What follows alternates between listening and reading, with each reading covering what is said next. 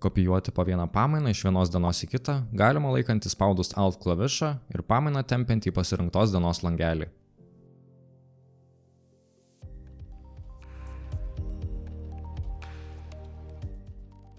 Pirmiausia, pasirenkame dieną, į kurią atliksime kopijavimo veiksmus.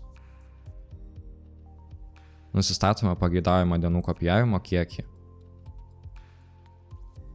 Šiame pavyzdyje kopijuojame pastarųjų 7 dienų pamainas. Likus 2 neužpildytoms savaitėms, pasirenkame dieną ir kopijuojame 14 dienų pamainas.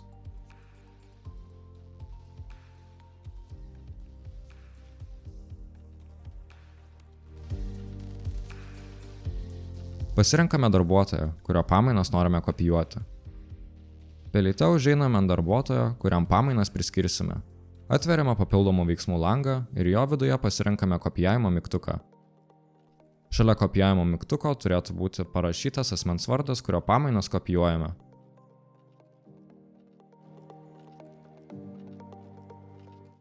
Pirma, einame į būsimo mėnesio grafiką. Pasirenkame mėnesio dieną, nuo kurios pamainos bus priskiriamos. Nustatome pageidautiną kopijuojamų dienų skaičių ir spaudžiame mygtuką kopijuoti.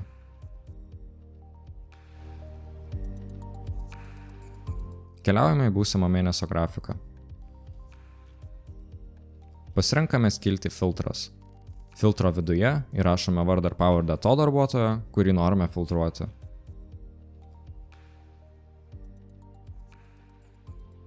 Pasirenkame kalendorinę dieną, nuo kurios pamainų kopijavimą pradėsime, o tuomet spaudžiame mygtuką kopijuoti. Norint filtrą išvalyti, grįžtame į filtro skiltį ir pasirenkame opciją išvalyti filtro reikšmes.